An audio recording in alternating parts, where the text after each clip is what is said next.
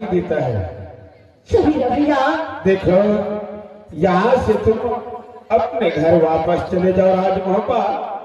अगर तुम्हारे माता पिता मुझे मिल गया तो मैं अवश्य बोलूंगा तुम दोनों पति पत्नी राजमोहब्बा जाओ।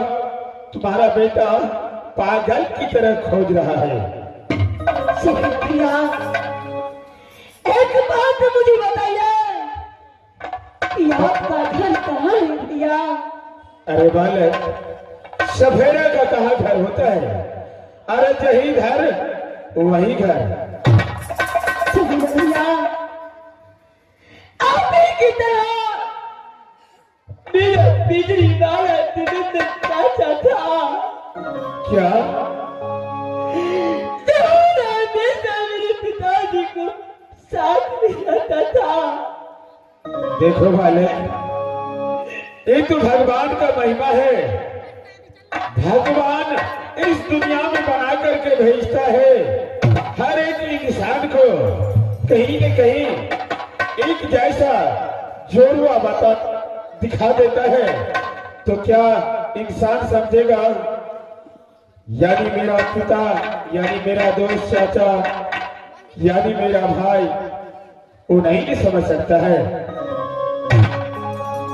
भैया जब मैं कॉलेज से आता था अच्छा, तो सबसे पहले मेरा दिनेंद्र चाचा बेटा कहकर की सबसे बड़ी गोदी में उठाता था। क्यों नहीं? अरे यदि आप मेरी बिजली वाला दिनेंद्र चाचा हो अच्छा, तो एक बार मुझे गलती मिले। देखो बालक, मैं तुम्हारा कोई दोस्त पिता नहीं हूँ। मैं तो एक जात का सफेरा हूँ। जंगल जंगल बीड़ बजा करके, सर्फ पकड़ करके और लाल बाग में बेच करके मैं अपने पापी पेट को गुजर करता हूँ। यानी आप मेरे दिनेंद्र चाचा नहीं है तो एक बात है, यदि आप मेरे दिनेंद्र चाचा पितरी वाला नहीं है तो आप मुझे सर पे हाथ रख करके बोल दो कि मैं तेरा पितरी वाला दिनेंद्र चाचा नहीं। क्या मैं तुम्हारे सर पे भला हाथ क्यों रखूं? ना मैं तुमको पहचानता हूँ। तुम जबरदस्ती बोल रहे हो जो आप मेरा पिंजरी वाले दिनेंद्र चाचा है। देखो बालक, मैं तुम्हारे सर का कसम नहीं खा सकता हूँ। मैं अपने सर का कसम खाता हूँ। मैं तुम्हारा दोस्त पिता नहीं हूँ। नहीं, मैं भी अपने सर पे हाथ रख करके कोई भी कसम खा सकता है। मेरा पितरी वाला दिनेंद्र चाचा अपने पुत्र इंद्रजीत को सर पे कभी हाथ नहीं रखता। यदि आप मुझे सर पे हाथ रख करके बोल देंगे तो मैं हमेशा के लिए समझ जाऊंगा कि आप मेरे दिनेंद्र चाचा।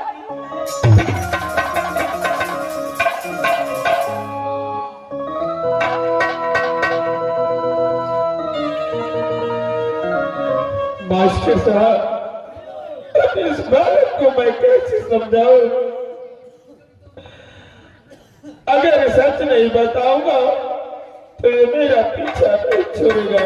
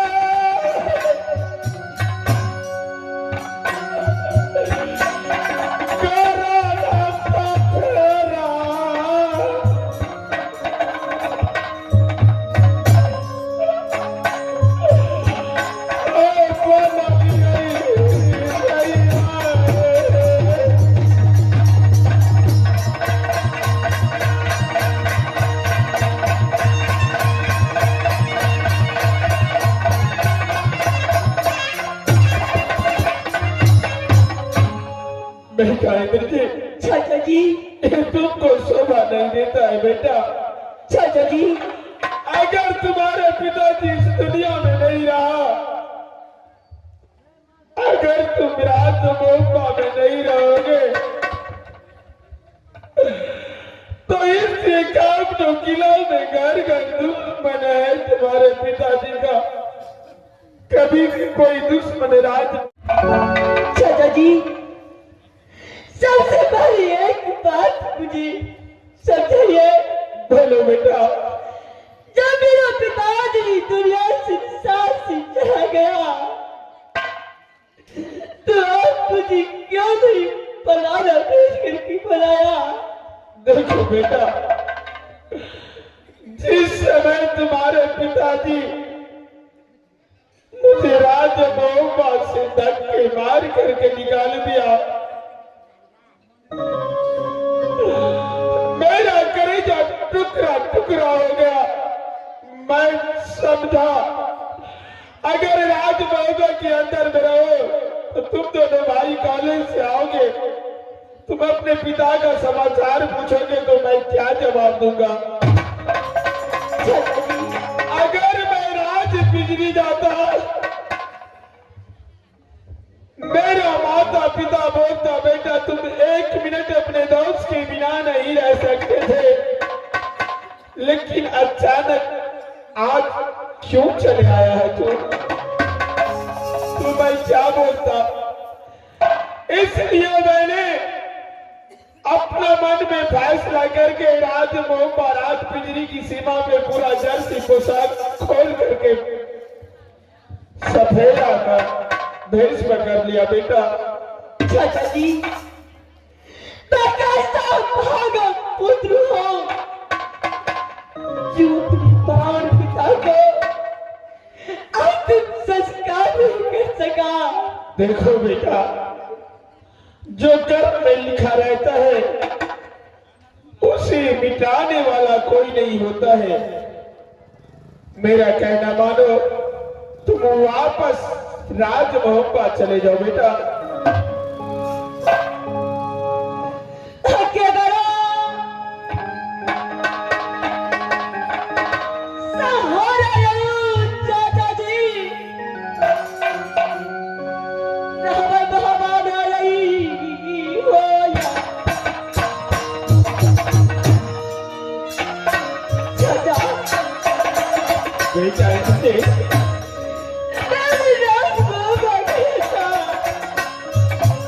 राज मोहब्बे के अंदर में तुम्हारा बड़े पिता है, बड़ी माँ है, तुम्हारा बड़े भैया है।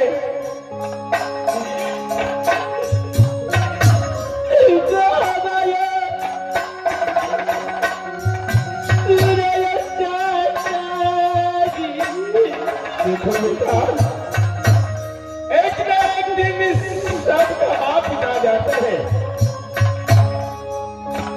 अगर अपने माँ और पिता के कारण हर एक बेटा तुम्हारे तरह पागल हो जाए तो इस दुनिया का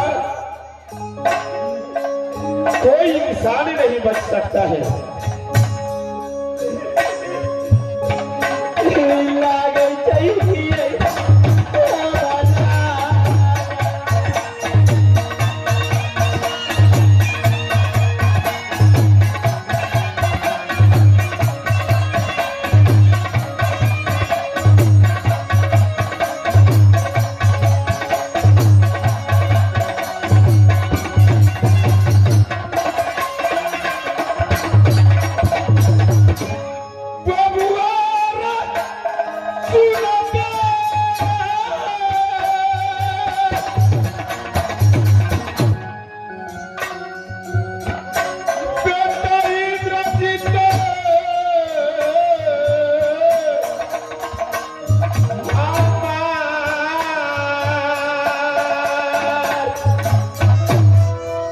बेटा चाचा जी, मेरा कहना मानो,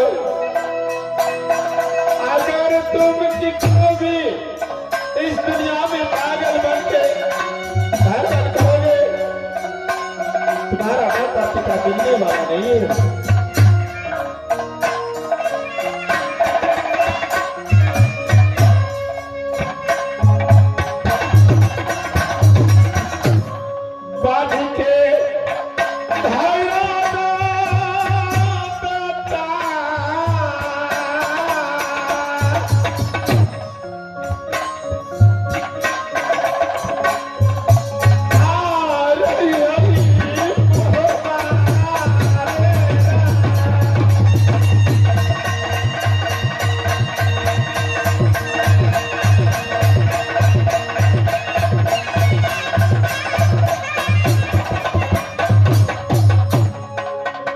बेटा बोली चाचा जी।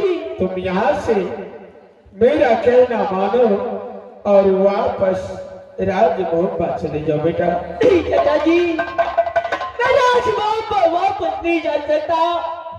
मैं आपको साथ ही रहना चाहता हूँ चाचा जी। नहीं नहीं बेटा, तुम मेरे साथ में नहीं रहो। इस दुनिया वाले क्या सोचेगा, इस दुनिया का लोग सोचेगा माँ पिता मर गया तो बेटा घर छोड़ करके पागल की तरह घूम रहा है। इससे अच्छा अपने माँ पिता की लाज रखना हो तो तुम वापस चले जाओ राजमहल। ठीक है चाचा जी, आप जैसा बोलेंगे मैं वैसे ही करूँगा। क्यों नहीं बेटा? मैं यहाँ से राजमहल जा रहा हूँ चाचा जी। क्यों नहीं? मास्टर हो बेटा। मास्टर साहब, बच्चे को तो मैंने बहला फुसला को भेज दिया हो। अब इस जंगल से मैं दूसरा जंगल जा रहा हूँ। छोटे बड़े देगा देवा मारे हो सब।